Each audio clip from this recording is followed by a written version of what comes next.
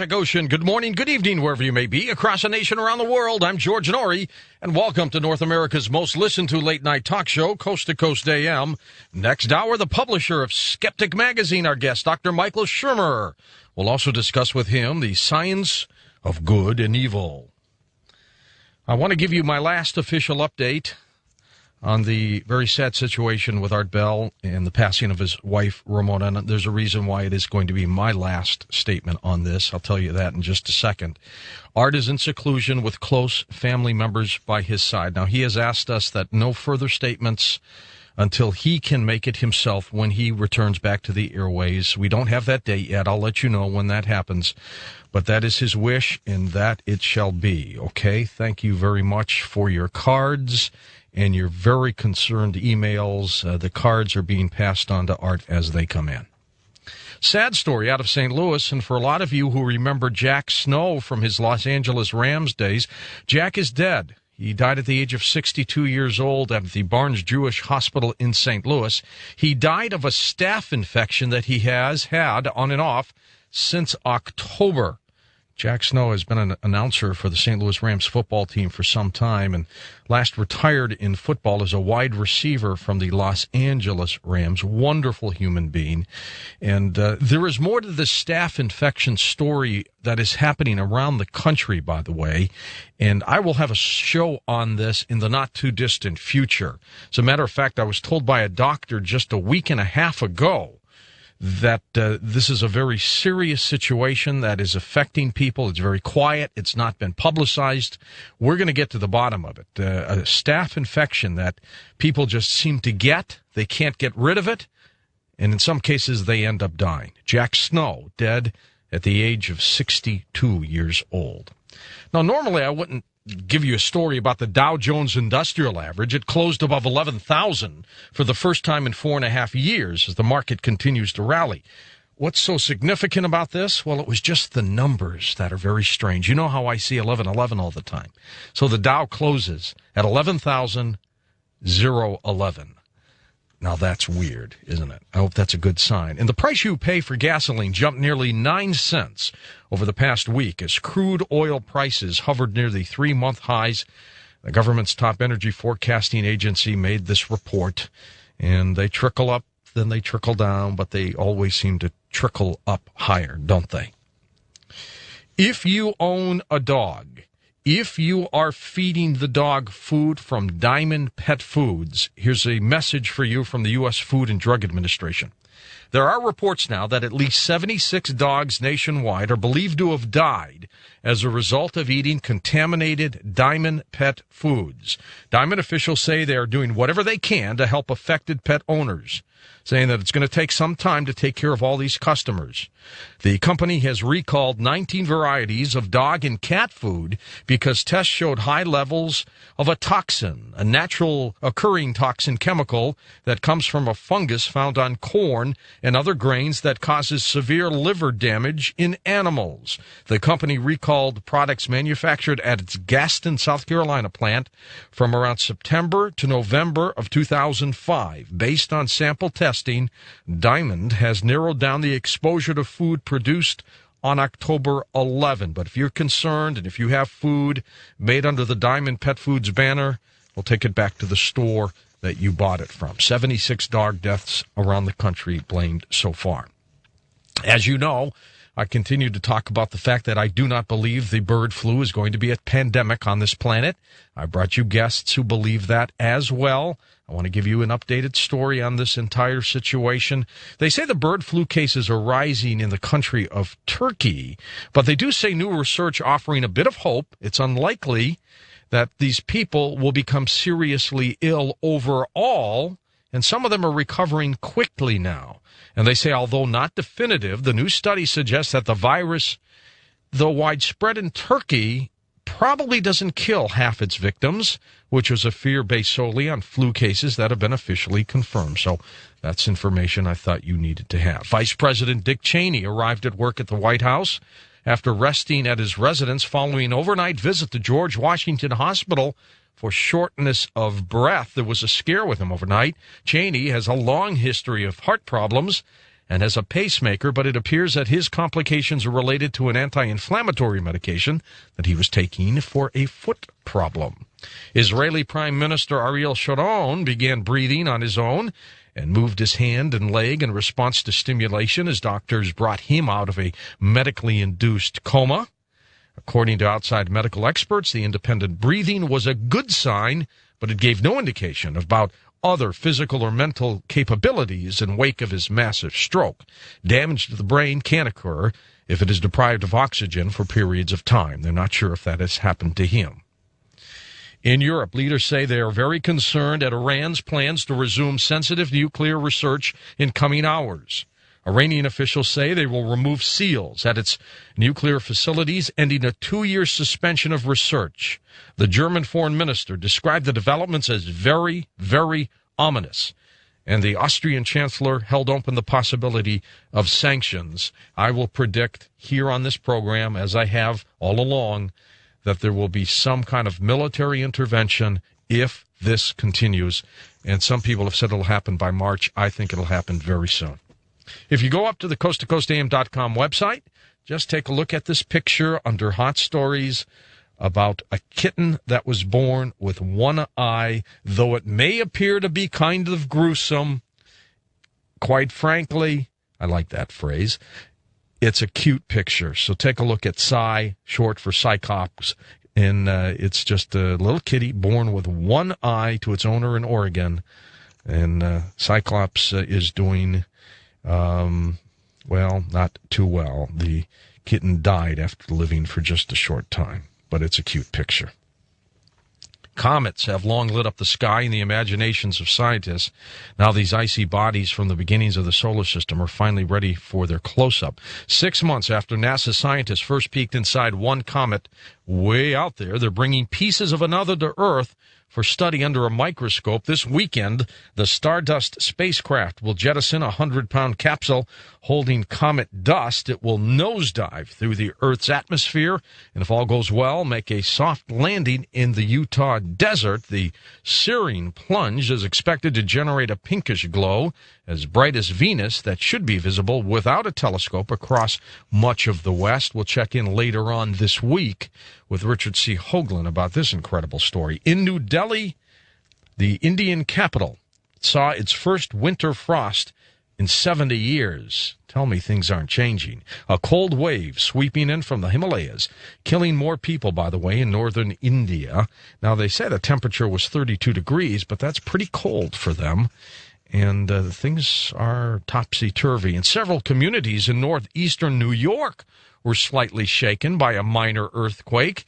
The U.S. Geological Survey said the quake measured a 3.7 magnitude and was centered near the Franklin-Clinton County line, which meets the Canadian border. What the heck is going on? In a moment, Stan Deo, our guest, will talk with him all this hour about these strange things that are happening on this planet on Coast to Coast AM.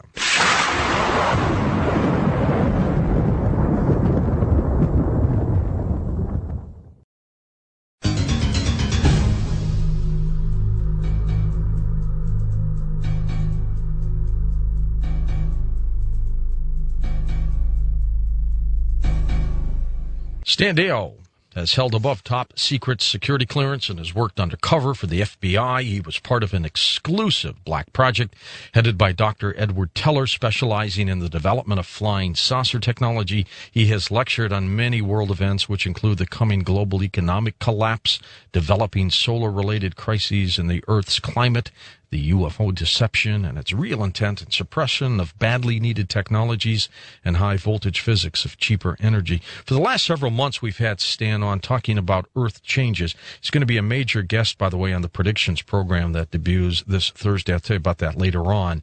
Stan, what the heck is going on? Earthquakes in New York, frost, heavy frost in India that they haven't seen in 70 years. You know, what's up is down and what's down is up. What's happening? Well, I think the major villain in all this is the sun itself, because it is outputting more energy than it should at this point in its sunspot cycle. As you know, it's a little over 11-year, about 11.8-year cycle. Mm-hmm. And we've been watching this one. It's there have been flares, sudden sunspot groupings, large amounts of them suddenly appearing on the sun in the last year. And we've had the hottest days on record in a number of places on the planet. Droughts in Australia, droughts here in the United States, droughts in other places as well in Africa. And then in contrast to that, we're having extreme flooding and landslides and fault lubrication, which, earthquakes come from. These things indicate to me something I've been saying for a number of years now, in that we're going to have a global warming due to mainly to the sun increasing its energy output and increasing the weather extremes, like extreme thunderstorms, hurricanes with lightning walls, which we're now seeing, extreme droughts, extreme flooding, a planet of extremes. And we'll go through a period, and I don't know whether it be 10, 15, 20 years or a full 22-year cycle, but we're going to go through a period where the sun will do this and probably back off. And I base the back off on cyclic studies of the sun and also on biblical prophecy, which tells us that eventually we will go into a 1,000-year era of peace on the planet, which I would assume would include growing climates and good weather. Much better than what we're having now, I hope. Yes. Well, I'll tell you what, in southern Colorado here, we had fires break out, in the last week, and looked like they weren't going to be able to control it. And then, of course, miraculously, we had snowfall down there, which just put it out.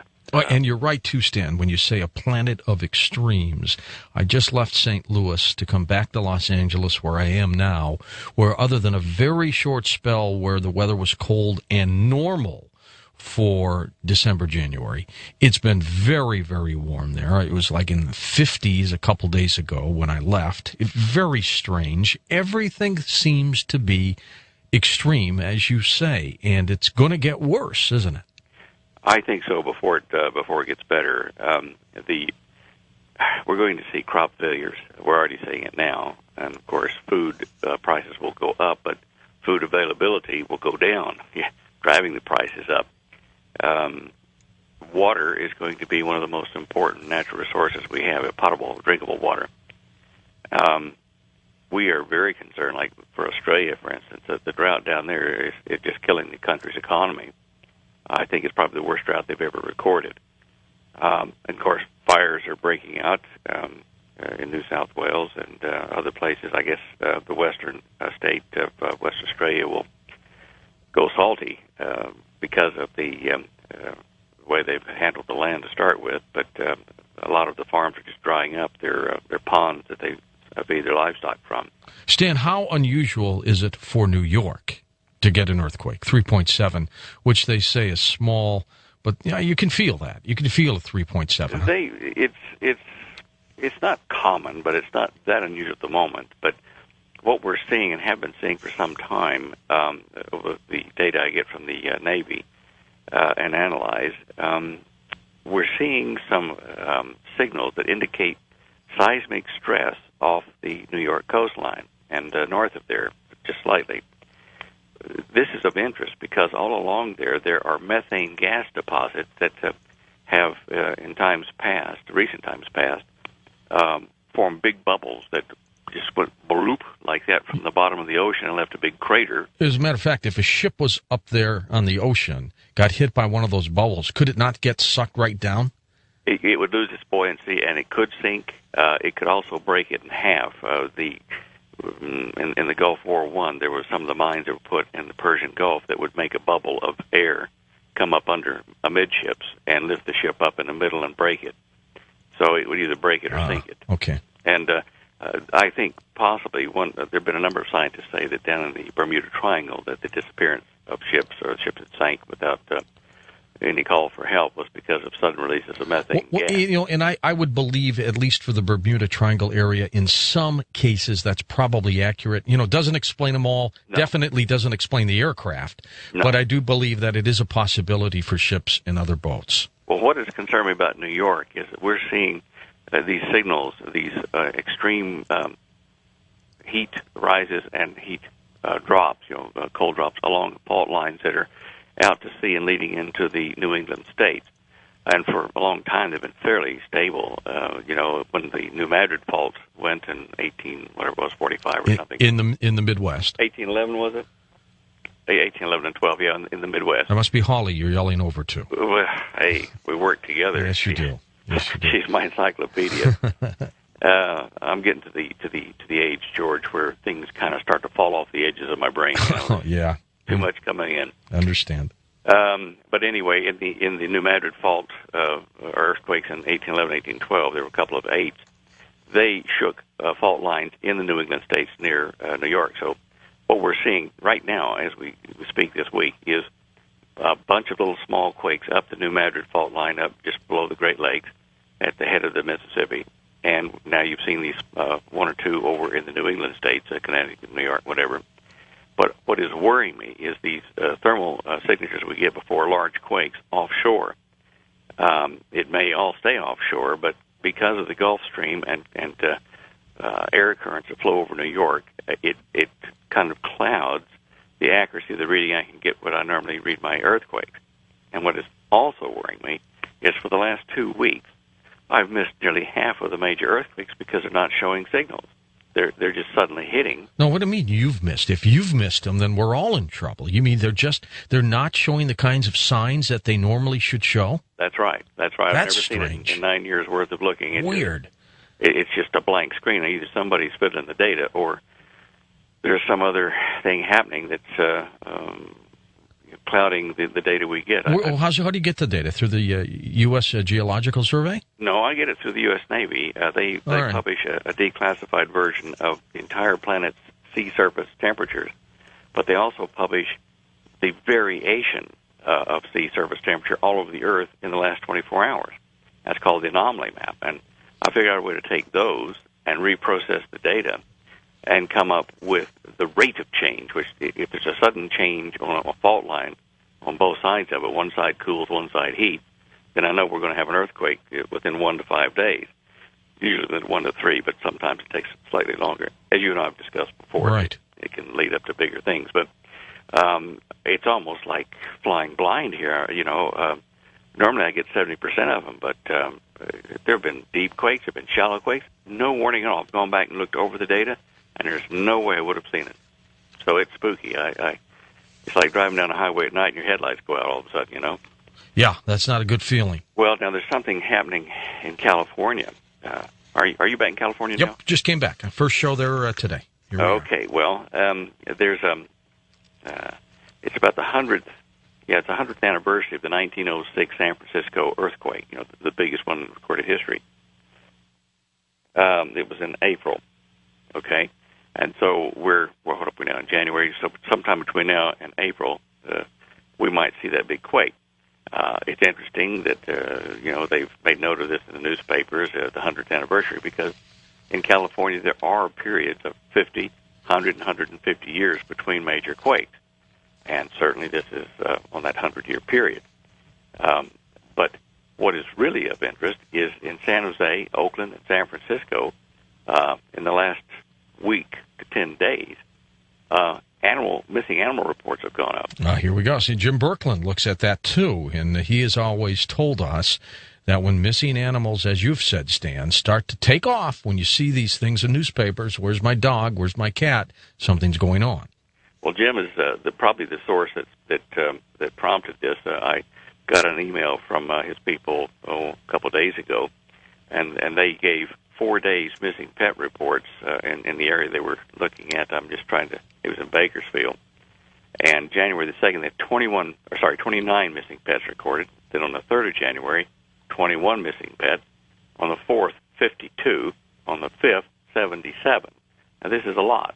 It's not due to firecrackers and fireworks on the 1st of You are absolutely right. And what we don't know, what's the timetable from the disappearance to when something could happen? It's fairly close, and as thin a signal as I could get today, I did find one under San Francisco, and that's kind of why we're talking about this. I don't know why the data, as I say, is so hard to read at the moment, but are so hard. But what I have here is an area that is on two faults. Let's talk about that when we come right back, Stan. Plus, I want to open up the phone lines. A lot of people are interested in chatting with you. Can we do that? You stay with us? Sure. All right, stay with us. Stan Deyo, our guest, his website is standeyo.com. I'm George Norrie. We'll be back in a moment. We'll open up the phone lines for you right now as well. We'll be right back on Coast to Coast AM. Our guest tonight, Stan Deyo. We're talking about earth changes. We're going to take your calls in just a moment. Stan and Holly, by the way, will return to Coast for a full show on earth changes and preparedness.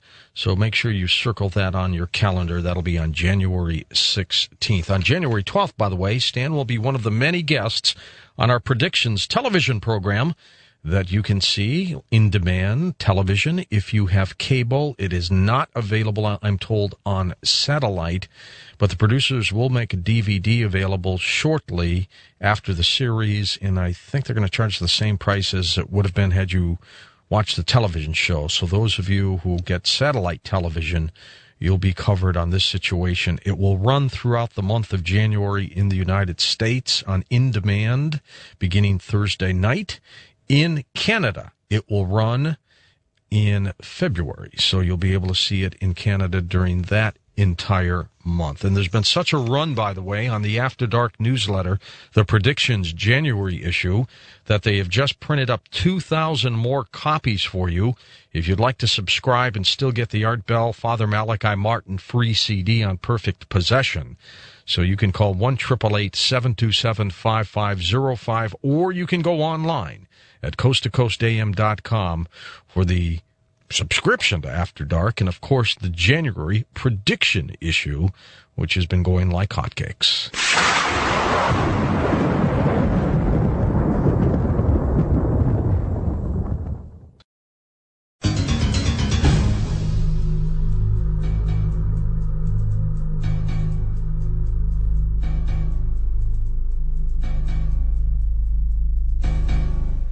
And welcome back to Coast. Stan Deyo, our guest here. We'll take your calls in a second. Stan, you were talking about San Francisco before the break.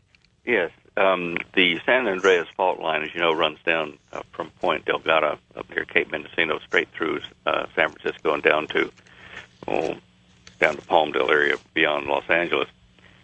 That fault line has ruptured in a major way twice in recent time, in 1906 for the San Francisco earthquake, and then in 1857 for the Parkville quake. Now, in between there's a segment of it that is not, suffered a rupture between San Francisco and Parkville. This, with the period that this thing has, and with even the small signal I'm seeing today underneath San Francisco, it looks like the USGS probability map is fairly accurate. They're saying that between 2006 and 2032, that's only 26 years, there's a 62% probability that a Richter 6.7 or greater is going to hit there in the San Francisco area, either the Rogers Creek fault or the Hayward fault, possibly the San Andreas fault, because that one's overdue as well. But what I'm seeing today is on their least probable of the faults that they outlined in that period of time, with about 4 to 10% probability in that period of time. It's on the Concord Green Valley fault, which comes down from the ridge and faults that go up into Cascadia, up into Washington near Mount St. Helens. Right. And that's going to cut across several of them right across. And the reason that worries me is because that could cause what we've talked about before, the extreme flooding in the San Joaquin Valley. And you see this as a higher probability than what the USGS says? At the moment, yes. That's what I'm seeing in the thermal signatures I'm looking at in today's forecast map. That's 1 to 5 days. And as I say, I'm saying that with caution because it's a very weak signal going under the continent there. And I can't see, once it goes under land, I can only see the water temperatures over the fall. It's a catch-22, Stan. We're all glad when you're right because we'd like you to be accurate, but we all hate it when you're right. Yeah. It's almost like those no win-win things. Well, look, it's not, at the end of the world, as far as I'm concerned. People can prepare, and unless the thing drops them off the edge of a building or a bridge or something when it hits, they have a chance of survival. And that's what, Holly has spent a lot of time developing. her books and the DVD or CD-ROM, CD-ROM, to tell people how to prepare and where best not to live. Well, you'll be back next Monday, I believe, for a full show. We will. We're going to go over all that. Okay, good. But it's getting to be a very tense time for folks, especially where you are. To the phones we go. We'll pick it up by going to our wild card line. First of all, you're on Coast to Coast with us. Hello. Hi, George, Stan. This is Jorma from Ohio. Jorma, welcome to the show. My question, Stan, last year when the Burma plate ruptured, they said it changed our length of a day by a couple of milliseconds. Yes. And I was wondering how much continental thrust, how much thrust would we have to get to change the length of our day significantly? And is it true that most of the continental drift is from like an eastward to westward direction? And I'll listen offline. All right. Thank you very much. The last question first. As far as the continental drift, there's a growing weight of argument that says it's not continental drift, but continental eruption from convection currents under the mantle of the Earth, and that any drift, east or west, is simply luck of the draw as far as these plumes of magma coming up in the mid-Atlantic and elsewhere where the crust is being refurbished, if you wish. As far as changing the length of the day, significant, I assume, meaning in hours. I don't see that being a sudden event due to earthquakes. It's just it would require way too much energy to be expended and then released somehow. I don't see that as a if we change time that badly, we're in serious trouble. Well, that's a big one.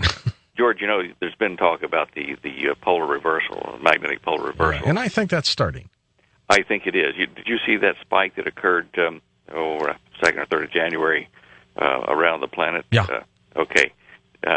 In investigating that and looking at it with some other data, it does seem that what we're looking at is a wobble of a top starting to flip. How a top slows down, then suddenly does a jerk, and then it comes back, and then it'll jerk again until it flips over.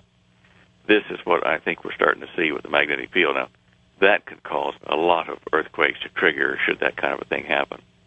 First up, first-time caller line. You're on the air with us. Hi there. Yes, George. Yes, sir. My name's Kevin. I'm from Batesville, Mississippi. Oh, Kevin, it's all yours. Take it away.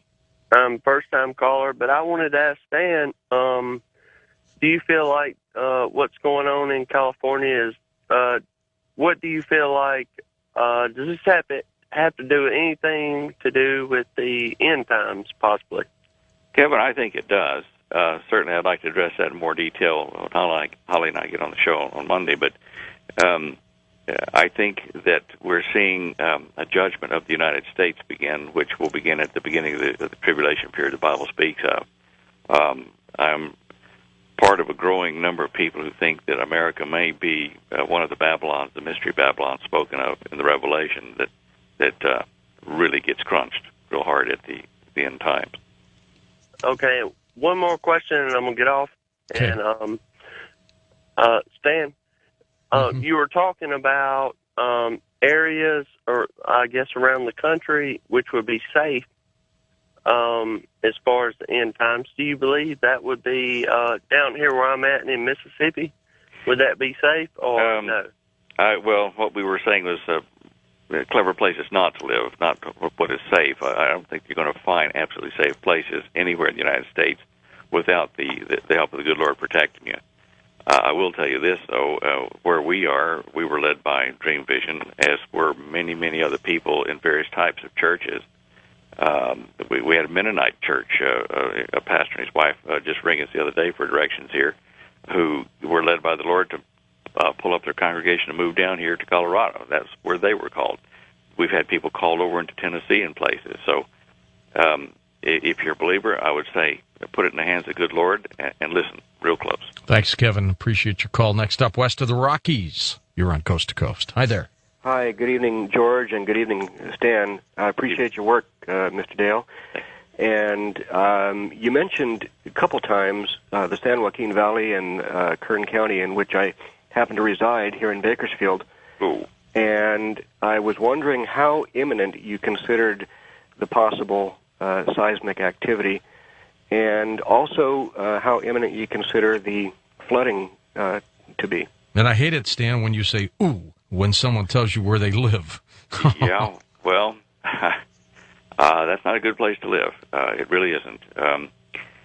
Since the 2nd of August, when I put out for the first time that red alert, because I saw the entire Mendocino fault line out to the Pacific light up, with earthquake stresses. Since that time until now, I've been holding my breath. I race to get the Encota maps every day from the Navy to see if it's going to start. I see 2006 is going to be a busy year for that kind of stuff. And what you've got to watch in the San Joaquin Valley, right in the middle of it, east of San Francisco, is that all those levees, there's maybe 1,000 miles of them, and they're over 100 years old and haven't been repaired. And there's only about a 16-foot wall of rubble and rock and stuff keeping the ocean pressure out. So if you get a shake right down through that Concordia Green Valley fault, which I'm seeing a line under today, it'll break it, and it'll flood that central portion for sure, because that's under sea level. As far as any other effects, depending upon how the crust moves after that earthquake or earthquakes that occur, the southern portion of the San Joaquin could flood. But, I could be wrong. I mean, it could be out by 2 or 3 years. Certainly, I think it's a time for people to start looking at the levee situation there and actually getting money into it to block off the levees or rebuild them as rapidly as possible in the areas close to the west side of the levee system. Is that part of the preparedness program? Well, in terms of recommendations? The recommendation to the California government, yes, to protect the San Joaquin. There are positive actions people who live in those areas can take if they just make enough noise. It's the wheel that squeaks the loudest. But because of the importance of the valley, I would think that it would behoove the government to try to either borrow federal funds or whatever to start redoing the levees, take a lesson from New Orleans. Anyway, it's, I don't want to totally depress people. I mean, it's a thing that people know about. They've been expecting the big one. And the trick is to prepare yourself. And if you can't get the levees fixed in time, I've talked to people in other areas of California who've got boats actually sitting in their backyard that they normally take out someplace. They fix the boats up with emergency supplies in case. In case they got to get in it. Exactly. Emergency radio and stuff like that. And I had to applaud that. I thought, well, of course, why not? Even if you never use it, Stan, it's worth knowing you have it. Yeah. I mean, look, it doesn't take a very big boat to float out there and paddle over to a safe zone and get out and get rescued and start over again. Good point. Wildcard Line, you're on the air with Stan Deyo. Hi there. Hello, Stan and George. My name is Patrick, 19 from Michigan. I got 2 questions for Stan tonight. Sure, Patrick. All right. One's about a population thing. Okay, at the rate of the U.S. population growing, when will this affect us or the world, and how would this affect us? Well, mankind. Patrick, that's a pretty broad question, but I assume, well, the United States is kind of getting full right now with what it can support, and certainly our economy is not brilliant. A lot of jobs are being outsourced overseas. And with the weather, the climate changes that we're seeing, our food production is not going to be brilliant for some time. I see the effect of the increased population density and the demand on resources, fresh water and food here being such that the balance of economic power and manufacturing will go to China and to Europe, to the European Union, such as it is. So that's my long-term prognosis of it. And I got another one about, you guys were talking about how the animals knew, and it's instinct. I was just wondering, why don't we have this instinct? I think probably because we've kind of let it atrophy. So we did have it once, you think, Stan, huh? I think so. I mean, in fact, I think you could probably get it again if you lived off the land for a while and were quiet and didn't have maybe a lot of radio and telephone noise around, electromagnetic signals. Because during the tsunami, weren't there some island natives who were long gone before that tsunami hit? They felt something? Well, there was. Now, that particular time, I think the one you're speaking about, there was an elderly member of the tribe there on the beach. He was a fisherman, and he'd seen it before when the tide went out like that. He said, look, the big water is coming. Everybody listen to me, get out of here. And he moved them up because of that. because he saw visually a sign. However, the elephants and other things that went inland several days ahead of time, I mean, they raced inland. They knew without looking at anything. It was a sense, probably a magnetic field change. They said, "Right, we're out of here." And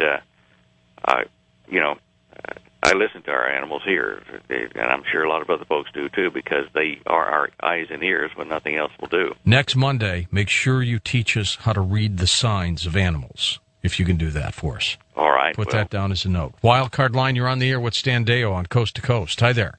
Hi, George. Fred from Flushing, Michigan. And I'd like to ask Stan, actually 3 quick questions, Stan.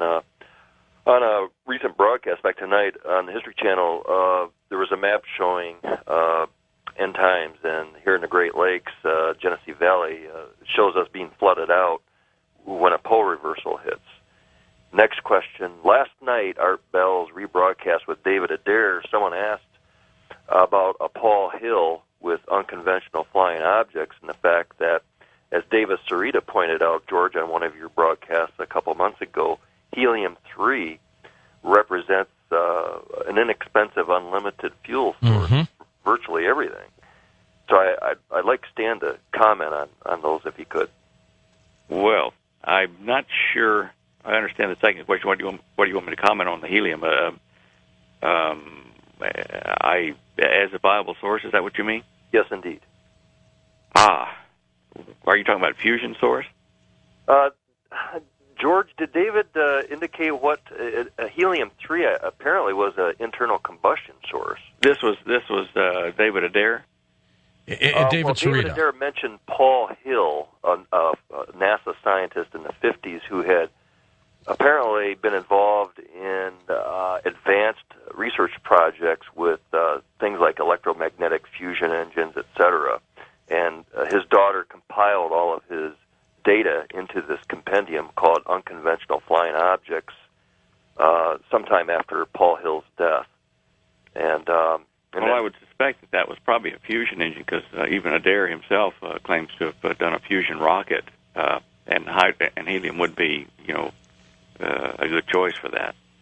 But David Sarita said that he was commissioned, I think through Department of Energy, to investigate alternative fuel sources, and he and his colleagues determined that helium-3, I can't recall in what context, whether it was internal combustion. George, you remember the interview, but he did say that the Shell Oil Company told him to cease and desist when Sarita said, gee, we proved that it would be a viable source. Unlimited source, absolutely. And we all know that propane companies, their trucks are fueled with propane gas. They're driving around all the municipalities in propane-fueled trucks. Yeah, we've got enough gas capped off to last us 100 years at the rate we consume it, too. Very much. I should point out, by the way, that this Thursday we've got a debate between Jerry Corsi and Michael Ruppert with regards to oil. Jerry Corsi believing that this planet makes it. It's very readily available. Michael Ruppert says no, so that's going to be an interesting debate, Stan. And we're running out of time here. Yes. But any last words of wisdom for us?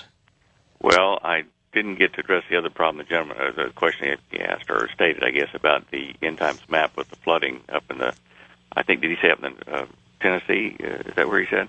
Up that way. Yeah. My thought is that with the crust movements we're seeing now, is that the new Madrid fault line could release such a magnitude of earthquake that we would see subsidences that would allow the Great Lakes to empty down into portions of that area. So, in fact, even maybe eventually directly into the Gulf of Mexico, down the Mississippi. So that's the answer to that fellow's question. All right, Stan, we'll talk with you and Hawley in about a week, okay? All right, sir. Have a good evening. Full program, and I want to thank you again for the great job you did for us on the Predictions television show, which will be this Thursday. You can see some extensive work of Stan Deyo. So I'll be back. I'm looking forward to this tonight. The founder, publisher of Skeptic Magazine, our guest, Dr. Michael Shermer.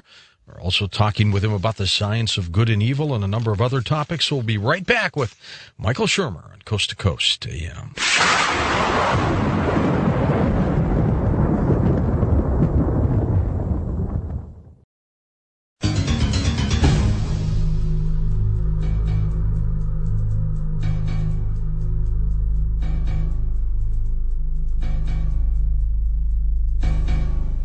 Dr. Michael Shermer is the founder, publisher of Skeptic Magazine, the director of the Skeptic Society, a monthly columnist for Scientific American, the host of the Skeptics Distinguished Science Lecture Series at the California Institute of Technology, the editor of a webpage called skeptic.com, and the co-host and producer of a Fox Family television series called Exploring the Unknown. Dr. Shermer received his BA in psychology from Pepperdine University, his MA in experimental psychology from California State University in Fullerton, and his PhD in history of science from Claremont Graduate University. He's on with us for the full show tonight on Coast to Coast. Michael, welcome to the program. How are you? I'm fine, thank you. Thanks for having me. Oh, my pleasure. Always good to get different sides and different views on, and I wanted to get you on today to talk about a lot of things. Also get your reaction to a psychic who was on our program last week and just get your taste of it. But tell me a little bit about how you founded Skeptic Magazine. What was the process to do that? Well, I had finished my doctorate in the history of science, and I was teaching at Occidental College in Los Angeles, and actually I'd been teaching for quite a while as an adjunct professor at various colleges, and I was just getting bored with teaching and wanted to add something to what I was doing, and so I started the lecture series at Caltech and the magazine, and it just kept growing and growing, and it was just a garage operation. We were literally just working out of the garage while I was teaching, and it just kept getting bigger, and in 1997, my first book came out, Why People Believe Weird Things, and that did well enough that it gave me confidence to be able to just quit my job, which was hard to do. I mean, the university position is a pretty cushy, secure kind of thing to do, and that's what people work for their whole lives. But I'd done it 19 years at that point, so I decided to go ahead and just see if I could edit and write full-time. And so that's what I do now. I have an office and a staff of people, and we do the magazine and the webpage and the lecture series and an annual conference, and I do a university lecture series myself and shows like this. So, our job is we're twofold, really. We're social activists. We're actively involved in various cultural debates like evolution and intelligent design, of a recent one, for example. But we also do research and investigate claims and study why people believe what they believe. Now, the word skeptic itself, give me your definition. It's a thoughtful inquirer is the original Greek meaning. It's really, though, science. Science is skepticism, and skepticism is science. It's not that we don't know anything or believe anything. We believe all sorts of things. It's that we have a fairly high standard of evidence that we require. If a claim is extraordinary, that the evidence be extraordinary, to coin a phrase, and that there has to be some way to get at an answer to the claim for us. So, like, for example, on the God question, if it comes down to a matter of faith for a person says, I believe in God because it works for me, and I can't prove it. That's really not our domain. In science, there has to be some way to test it for it to be part of science. So if somebody says, I believe in God because of the following arguments and the following pieces of evidence, then we can legitimately ask, well, okay, what is the evidence, and how do you know it's true, and what's the quality of the evidence, and that sort of thing. So as with all science, we have to have some way to test it, or at least theoretically test it. There has to be some way to get at an answer. So just by the nature of being a skeptic, we're going to have some fun tonight, too, because I'm going to throw some past predictions that have been on the program and get your take on some of these things. The nature of a skeptic generally, though, is not necessarily someone who doesn't believe that unusual things can happen then. It's that you look at it with a more, I guess, varied eye, a little more scientific, a little more hesitant before you jump and believe. Would that be pretty accurate? Yeah, it would. And to refine that slightly more is to say that we're looking for natural explanations. Before we say something is out of this world, let's first make sure that it's not in this world. And by that I mean, let's look for a sort of natural explanation, a human cause, before we look for a superhuman cause. Yet you do believe in some supernatural events? No. Actually. Oh, Michael. Well, okay, here's the problem. What do you mean by supernatural? Let me say this. Do you believe in ghosts? No. You don't believe in ghosts? No. Do you believe that there could be beings that live in this universe beyond our planet? Intelligent beings? Yes, I do. Do you believe they visited us? No, I don't. Okay, so you don't believe that. But it's not a matter of sort of ticking off the checklist. It's really a way of. It's more of a matter of asking how it is we know these different things. Do you believe in ESP, extrasensory perception, that some people are more intuitive, let's say, than others? No, I don't. Oh, Michael! I don't, because no one has ever passed any controlled experiments. The kinds of levels of evidence that would be required for any kind of medical or scientific claim, the ESP people have never passed those tests. And if you leave out the goofy television psychic type folks, for over a century now, scientists have studied very rigorously with controlled experiments ESP, and inevitably they never get statistically significant results, the kind of results you need, say like with the cold fusion debacle, where no one could replicate the original findings of Pons and Fleischmann. And if you can't replicate the findings of claimed significance, then it's probably pathological science or pseudoscience. It's not that unusual things don't happen. Unusual things happen all the time. The question is, why do they happen, and what's the explanation? And when there isn't a consistent replication of results like with cold fusion or ESP, it's best to just remain skeptical until those corroborative tests come in. Do you believe in miracles? It depends how you define a miracle. If you mean by a miracle, like 1,000,000 to 1 odds of something happening, sure, those kinds of things happen all the time. As I like to say, 1,000,000 to 1 odds happen 8 times a day in New York City. You know, there's 8 million people, and if you have enough stuff going on, the law of large numbers says inevitably unusual things will happen if there's enough stuff happening. If you mean by miracle a suspension of natural law in which a divine being reaches down into our world, something like that. Yeah.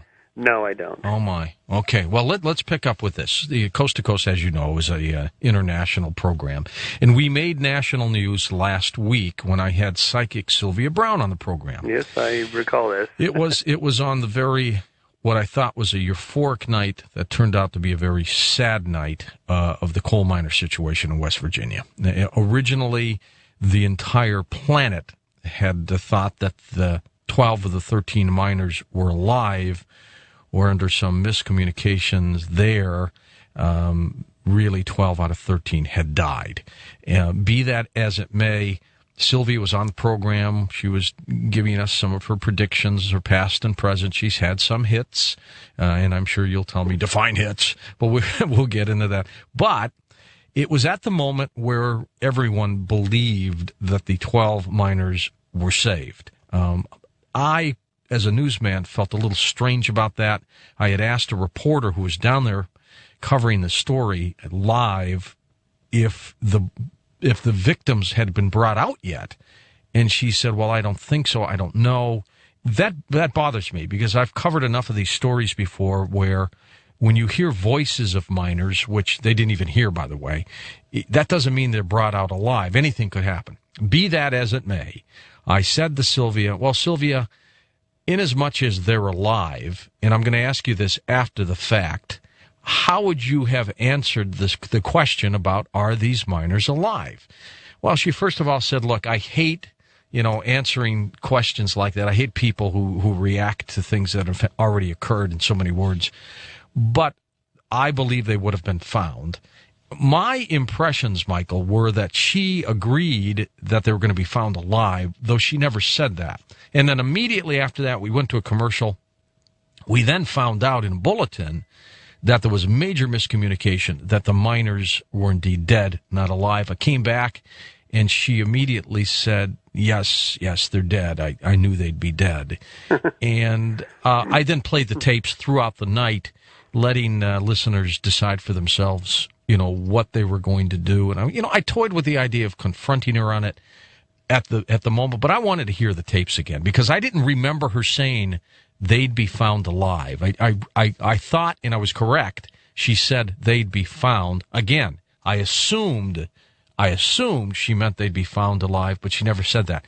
What's your take on all that? I know you've read some of the things about that episode. Yeah, well, my take is she's cagey enough not to have committed herself to one position or the other, and therefore you can't be wrong. And the wording was perfect.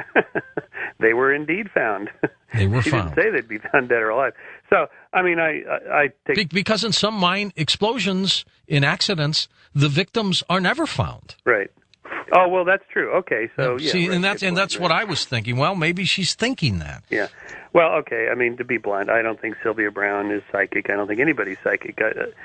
She's probably the least effective of the psychics, television psychics. I think John Edward and James Van Praagh are better than she is, although none of them can actually talk to the dead. Or, actually, I should point out, anybody can talk to the dead. It's getting the dead to talk back. That's the hard part. Yeah. And so how is it that they appear to be able to get the dead to talk back? And the answer is, it's a very interesting psychological trick. It's a magic trick. It's called mentalism, in which you do a cold reading. That is, you literally read somebody cold by starting very broad and general, and you say things like, they will be found, something broad like that, and then you focus in more narrowly. I've done this a number of times on radio shows. I did it, last time I did it was for Bill Nye the Science Guy on his his PBS television show, which I spent a day doing readings for him in a studio in Seattle, and I was pretty good at it. I mean, the people were stunned. I had them crying and the whole thing, and I did this with no practice at all. And in fact, to make it harder on myself, I did an astrological reading, tarot card readings, palm readings, and psychic readings. And I don't know anything about any of these modalities. I just made stuff up and basically did the same reading, whether I was looking at a chart, a palm, tarot cards. I just made stuff up and essentially did the same kind of reading. Anybody can do this. This is all in my science fiction, my book Science Fiction, which I describe the kinds of things you should say. And I got all these tips from professional mentalists and magicians who do this. And turns out it's just as simple as can be because people want it to be true. So you start off broad and general and generally kind of positive, and then you get more specific. And there's a number of these things that turn out to be true for most people. Like if a woman has short hair, you say, I think I'm getting used to wear your hair longer. Or do you have an earring that's missing its match, and you've been hanging on to it to hope to find the missing one?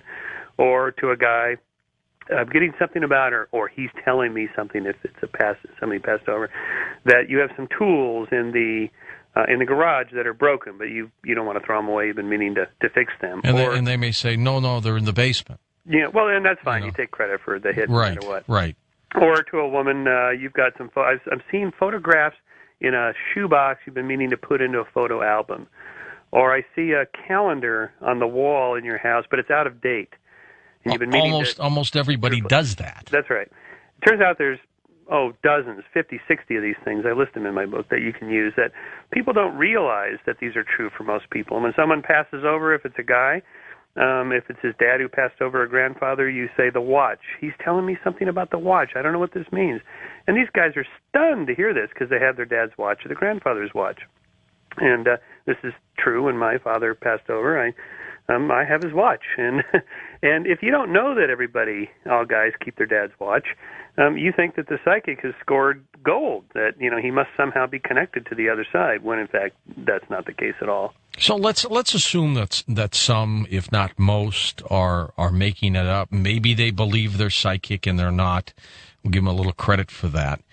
Aren't there, though? There's got to be some shamans out there from ancient lands that have had some incredible abilities to foresee the future and things like that. I mean, don't you think some of them exist somewhere? Maybe we can't explain why, but that they've got some kind of ability? Well, remember what Yogi Berra said about predictions. They're hard to make, especially about the future.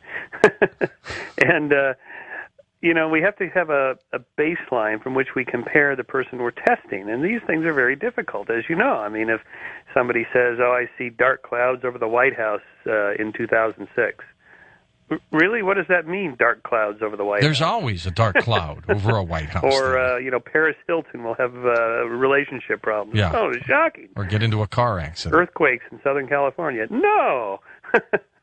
And if nothing else, you make 300 or 400 predictions, and, the law of large numbers says you will get some right. Just inevitably, this will happen. And then you blow those out of proportion? Maybe? Of course. The ones that are right? You publish the correct ones on your webpage, and you just ignore the others. Of course, the skeptics keep track of all the misses. So in science, here's the point. You have to keep track of the hits and the misses and ask, are the number of hits you got statistically significant beyond chance from the total number of predictions that were made? And when these things are recorded correctly, no, the answer is no, that no one can predict the future in that sense. Of course, weather predictions, stock predictions, these are notoriously, beyond a few days. Well, but you can use fact with those. That's right. And they aren't very good with that, and psychics are even worse than that. Now, in your particular case, because it's very tough for you to believe these things, was it because you were brought up in a pretty hard-nosed way, unlike maybe some people who might be a little more sensitive to the paranormal? Actually, I would have liked these things to be true. My upbringing was not particularly religious or anti-religious or pro-science or anti-science. It had nothing to do with it at all. I got into science because I was thrilled by the exploration of mysteries and that kind of thing.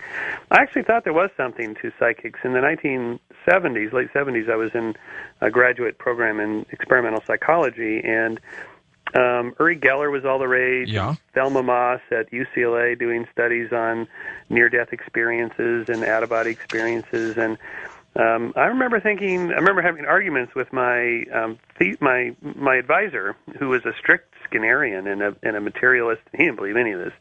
And we used to argue about this, and I used to make the kind of comments you were making and that other people make, that, there must be something to it, don't you believe in anything, and so on and so forth. And then I remember seeing The Amazing Randy on The Tonight Show, in which he showed how he could do everything that Uri Geller was doing, and he made an interesting analogy with lab rats and saying you can't let the rat run the experiment, which is what the psychics do. And I thought, because that's what I was doing, running rats in experimental labs. So I got to thinking, yeah, that's right. Gosh, if these tricks, if this guy can do these tricks, and you can't tell the difference between that and the actual so-called real thing, then maybe science is not so bulletproof here in testing these kinds of people. And of course, it was Randy's point, you should have a magician present. But on the larger sense, then it started me down the road of being skeptical. Although I still thought there was something to it for a number of years, but the more I read about it, and the more discouraged I became that there was a lot of hucksters and hoaxers, and the research was pretty sloppy, and there was a lot of wishful thinking. And I remember trying, when I was a bike racer in the 1980s, I remember trying a lot of sort of performance-enhancing, sort of natural herbs and colonics and chiropractic and acupuncture. And I tried hundreds of different things, and I was feeling as superstitious as the next guy. Athletes are notoriously superstitious. They'll try anything to improve performance. And I always felt like, sort of deep down, that I wasn't being skeptical enough. I wanted these things to be true. And just the more I got into it, the more skeptical I became. It just grew over time as I, kind of looked into these things. All right, well, stay with us. Dr. Michael Shermer, our guest all night long, right here on Coast to Coast AM. He's a skeptic. Well, for Streamlink members, tomorrow we'll have our chat, 8 p.m. Pacific time, 11 p.m. Eastern time. We'll sit back and just chat about things and events. So we'll do that tomorrow. So make sure you're part of it right here on Coast to Coast AM.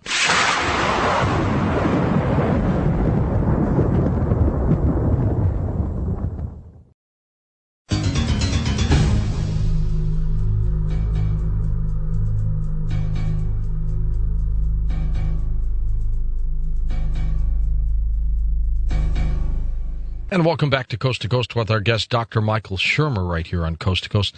Michael, do you think that we should continue some serious, let's say, university work into the psychic realm? You know, at Duke University, Dr. J.B. Ryan tried that a long time ago. He's since passed on. Was getting some kinds of results, but unfortunately he passed on and the program died with him. But do you think we need to do good scientific research into this area?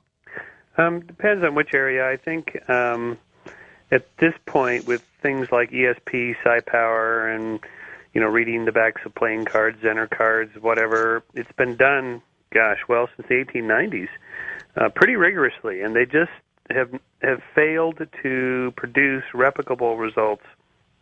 I would rather see resources put into other mysteries, other things that have not really been tested very well, and in which I think such as I don't know, things like peak oil, environmental questions about global warming. If you want to study human psychology, I think there's a huge realm there for things like hypnosis, even though that's been studied a lot, but there needs to be more done there, I think. Altered states of consciousness. We don't have a good we don't have a good scientific explanation for altered states of consciousness, primarily because we don't have a good scientific explanation of consciousness. So if you don't have a good theory of consciousness, how can you have a theory that explains altered states of whatever it is you're studying? So, and by that I mean the neural correlates of consciousness. I think the guy doing the best work in this field is at Caltech. His name is Christoph Koch, K-O-C-H, Christoph Koch, and his book is The Quest for Consciousness. The Quest for Consciousness. It's looking for the neural correlates of consciousness. And the problem to explain is how do a bunch of neurons, single individual cells who fire, they release these neurochemical transmitter substances into these little gaps called synapses, how does that somehow translate into pain or music or love or affection or anger and all the thoughts that we have? Nobody actually knows this. We have some ideas, some pretty good ideas, but there is no agreement among scientists about the proper explanation for that. And to me, that's way more exciting than whether people can read each other's thoughts, by looking at remote viewing or, with the little ping pong balls over your eyes and thinking certain thoughts. These guys have been doing this for over a century, and they just don't have anything. So let's move on to something else that we can tackle. Has anybody wanted to debate you at all, or do you debate them? I do quite a few debates, actually, probably half a dozen to a dozen a year. The two most popular debates we do on college campuses are the God debate and the intelligent design evolution debate. So I debate a guy named Doug Guyvet, who's a theologian at Biola, at Talbot School of Theology in Biola, which is the Bible Institute of Los Angeles.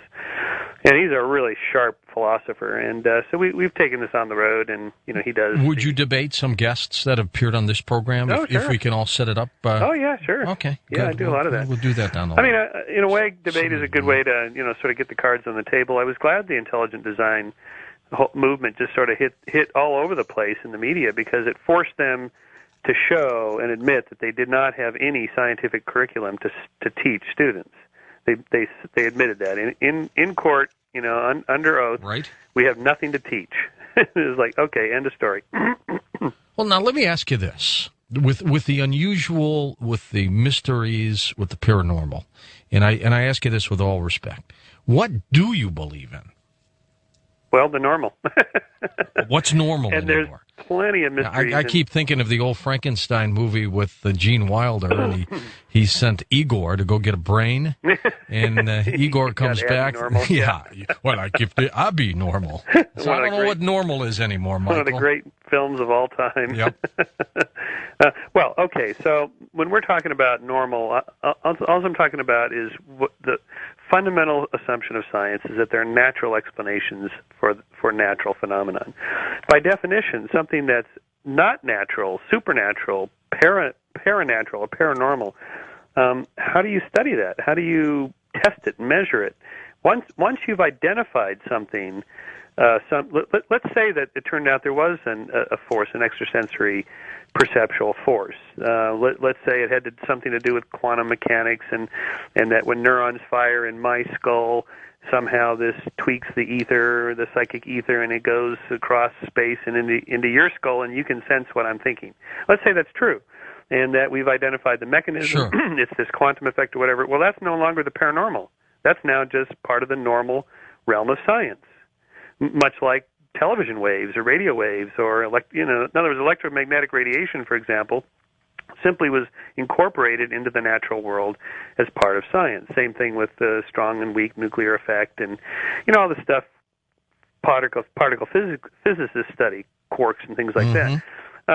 For somebody a century ago or 2 centuries ago, this would have looked like the paranormal. But once it's established as part of science, it's no longer the paranormal, and that's the fate of the paranormal. It simply disappears once science gets involved. See, I've always believed that science and the paranormal overlap, and in some cases, they may be one and the same. Another way to say that is there is no such thing as the supernatural or the paranormal. There's just the natural, the normal, and all the stuff we can't explain yet, mysteries. So let's go and try to explain them with our natural explanations, and either we will or we won't. See, I believe in angels, for example. To me, that's not paranormal. I think that's been part of the universe for a long time. I see that as part of science. I believe in miracles. I think some incredible things have happened to some incredible people. I believe that's... You mean like the Boston Red Sox? The curse? Yeah, we may go there. But I believe that there is a scientific basis to faith, for example. Like what? How do you mean that? Well, if one believes in a God, okay, as I do, I don't think you do, but I'll ask you that when we get into it. It could also be that there's a scientific explanation for it, which I don't have, but it may not be just supernatural or just spiritual. It may be something that is part of this universe that if we knew it, if we had that kind of intelligence, it would be a very explainable process and maybe a wonderful process. But I believe that there's an overlap here. Right. Well, I wrote an essay, and I write a monthly column for Scientific American called Skeptic, and right. One of my columns was called Shermer's Last Law, because I don't believe in naming laws after yourself. And my Shermer's Last Law is that any sufficiently advanced extraterrestrial intelligence is indistinguishable from God. You might be right. And by that I mean that if we do encounter an ET, it's not going to be something really close to us technologically and so forth. They're going to be light years ahead of us, because the chances of encountering somebody are pretty slim. And if we do, the chances of them being, just like 10 years ahead of us or 100 years ahead of us are nil, because evolution happens way too slowly over long periods of time. So if we do encounter somebody, they'll probably be 100,000 years ahead of us, or a million or years more, ahead of us. yeah. Or more. And look what we're capable of doing just in the last century. Space flight to the moon, and telecommunications and cell phones and so on and so forth. To somebody 500 years ago or 1,000 years ago, we would appear godlike and mysterious, paranormal, supernatural. These incredible forces we have. I mean, here we are throwing voices across the ether. I mean, it looks paranormal until you know the technology behind it. This, of course, is Arthur C. Clarke's third law. Any sufficiently advanced technology is indistinguishable from magic. It's the same principle. So how would you determine the difference between what you and I would call a god because of his incredible powers and just a really advanced, smart, technologically powerful extraterrestrial? You wouldn't. Right. Other than, eventually, wouldn't you have to ask yourself this, who made them? And then who made them? If you keep going back. Yes, indeed. Those are great questions. And then if we decided we found one called God, why couldn't we ask who made God? Well, I asked my mother that many, many years ago, and she couldn't give me the answer. And it was a question that I guarantee you will drive everybody crazy if they try to figure it out. Well, my debate partner, Doug Geivett, the theologian, says the answer is God is that which does not need to be caused. Or it's simply faith. And to which I say, well, why can't the universe be that which does not need to be caused? And, there we go. So you end up with an infinite regress, and you get nowhere with that. So there are some mysteries that can't be answered. I think that's one of them. If time is infinite, the universe is infinite, we can't know the beginning. There is no beginning. If it's infinite, there can't be a beginning. So it's kind of pointless. It's like asking what's north of the North Pole. Nothing. You can't. It's the South Pole is north of the North. I mean, what do you? You can't even ask the question. Well, how about some of these people, guests, we've had them, who have electronic voice phenomena. They come in with incredible sounds. Let's make an assumption they're not making them up, but that they actually go out and record this stuff, and it happens to get on their digital recordings. Yeah, but most of the things I hear on those are, it's like reminds me of when we used to play Beatles albums backwards when I was a kid, and you'd hear all these weird noises, and you'd hear words, sort of, or phrases, or broken phrases, or. Well, some of them were put in that way. Yeah. Well, okay. So, how do we tell the difference between noise and signal and noise problem? And I mean, some of them, Michael, you can hear. I mean, again, I guess let me ask you this: you think they're making them up? I think people are hearing. Look, humans are pattern-seeking animals. We find patterns all over the place. Sometimes the patterns are real, sometimes they're not. Science is the best tool we have for determining whether a pattern is real or not. The problem with electronic voice phenomena, like any kind of subjective experience like that, where the signal is very fuzzy and blends in closely with the background noise, and it's hard to tell, the mind fills in the gap. It's really hard to say whether it's actually a word or did I hear that in my own mind. Okay, but I've heard some. I mean, I've heard them where they're, let's say, in the basement of a house that had burned down 100 years ago, and a little girl died, and all of a sudden you hear on this EVP, "Mommy, save me," and it's very hard to make out. But there is a sound there, and it could sound like that. There's an interesting research by a British psychologist named Diana Deutsch at UC San Diego, who does audio illusions, sort of like, we're all familiar with visual illusions. You see them in the psych textbooks kind of thing. But she does audio illusions, and she came up and did a lecture for us at Caltech and had dual speakers set up with a really nice stereo system where she played these little tape loops. She had hundreds of them, of which just little snippets of words that you loop together very rapidly. And if you play them long enough, it's so interesting how all of a sudden words start coming out of these little tape loop noises. But everybody in the audience, when she did it for us, there was about 300 people present. We all heard different words and different phrases, and her research on this shows it's very interesting that subjects that are hungry, for example, will tend to hear words that are related to food. Guys tend to hear a lot of sex-related words. And, women hear more love-related words. And it's very interesting. It depends on what's on your mind, what you're worried about, what you're anxious about. When the signal is really fuzzy and noisy, your mind fills in the gaps there with whatever is on your mind.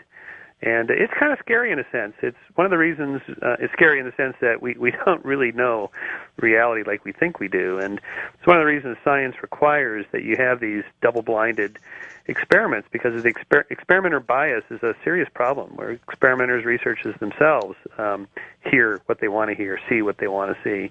And that's why you need to control for that. In the old days, they used to have boxers fight everybody in the round in this boxing match. He'd be there by himself, and he'd have all these challengers, and he'd knock them all out one at a time. But in some cases, he fought 5 or 6 people. What I might do with you in this debate is bring them all in every half hour, but keep you in the ring by yourself. Fine. No problem. And they come in, and it's your job. I want to bring in Hoagland, maybe Stanton Friedman, sure. A whole bunch of other people. Bring them on. Bring them on and see what can happen to you. I wonder if you'd get exhausted and roughed up. $1 million baby. Yeah, exactly. We'll do that. We'll do that as a show. That'll be quite the program. Would you like to believe that some of these mysteries are unusual and paranormal? Deep down inside, isn't there a part of you that would love this to happen? Yeah, there is. I'm particularly fascinated by the extraterrestrial question. I think it's one of the greatest questions ever asked. Are there extraterrestrials out there? And we think of it as something that's sort of a 20th century phenomenon. It's not. It goes all the way back to the ancient Greeks. The speculation of life elsewhere in the cosmos, and this debate's been around for several thousand years. And humans have always filled in the celestial spheres with intelligent beings, whether they're angels, gods, God, or various kinds of theories about life on other planets, they're inevitably portrayed as more advanced than us, more moral than us, more intelligent than us, really godlike. And I think there's something in the human psyche that drives us to see that, envision that. I mean, let's face it, there's no data. The SETI people, the scientists search for extraterrestrial intelligence, they have no more data for their subject than the UFO people. And no one has any data. We don't have a shred of evidence that ET is out there. But, the arguments are damn good that, it'd be a pretty amazing thing if we were the only ones. It's a big place, a lot of planets, and so on. So I would be surprised if we were alone. I'm sure we're not alone. See, I think we've been visited before. I mean, with not the kind of technology we understand. They somehow, if they're as advanced as you had mentioned, if they're out there, I think maybe they came through some kind of wormholes or portals or something, because they can't get here conventionally. There's no way. Uh-huh. I mean, even that, yeah, I'd admit that. It's too big, yeah. But I do believe something unusual has happened to this planet. Maybe we were genetically altered, maybe we were jump-started, but something very strange happened here a long time ago. Well, if that's the case, say the genetic thing, boy, it would have to be all the way back at the beginning, because we are all, oh, sure, I agree, us to plants and worms and everything genetically. You can see the sequence quite continuously there. But of course that just begs the question: if we're back to the infinite regress, where did those aliens evolve? Assuming evolution works the same way everywhere in the cosmos, then they would have had to evolve from somewhere. Well, I think being a skeptic is healthy, because I think it's important to get different views on, and it's critical to this program, for example, with all the kinds of people we bring forward to let people sit back and make up their own minds, that we also bring in someone like you who comes at it from a different perspective. I think that's healthy, don't you? Absolutely. That's our job.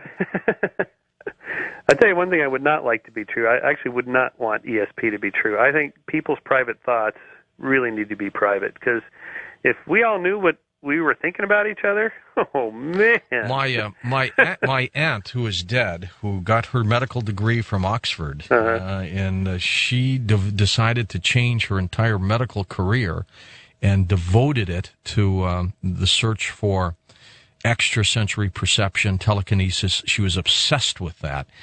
Unfortunately, she died tragically, Michael, but she was one of the foremost authorities in this country to want to take a scientific approach to these things. Wrote a book called Breakthrough to Creativity, came up with some startling things, and maybe that's one of the reasons I take the perspective I take. And then in her life cut short when a electronics appliance fell into her tub. Oh, God. Now, you talk about being skeptical. I sometimes think somebody pushed it in her tub. I mean, she was getting close to some marvelous things that, a lot of us would have loved to. Well, questions like creativity and genius, we really don't understand these. These autistic savants, they're all good at two things: music and calendric calculation. There's something about that we don't fully understand that's going on in the brain there. The Rain Man, the original Rain Man. Yeah. Last issue of Scientific American has a terrific story on this guy. He's phenomenal, but they got the brain scans in there. His brain is huge, and it's not divided like normal brains are. It's more integrated. And there's something about this that we don't understand yet. I think the great mysteries are not, in the realm of the paranormal. Hell, I don't think we know the normal very well. All right. Well, when we come back, we'll continue talking with you about skeptics. We're also going to talk about the science of good and evil. And then later on tonight, we'll open up the phone lines. We'll give you an opportunity to talk with the founder, publisher of Skeptic Magazine, Dr. Michael Shermer. I'm George Norrie. Back in a moment on Coast to Coast AM. All right, our guest, Dr. Michael Shermer, a couple of his websites linked up at coasttocoastam.com, skeptic.com, and the other one, I'll spell it, SCIAM.com. Dr. Michael Shermer, is he skeptic? Is he a non-believer? Is it one of the same? We'll be back in a moment with more.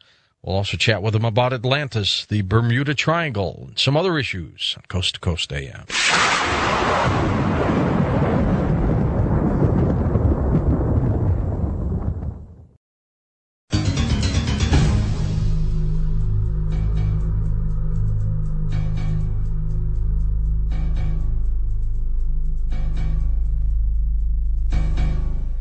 So, Michael, are you a skeptic or non-believer? Is there a difference?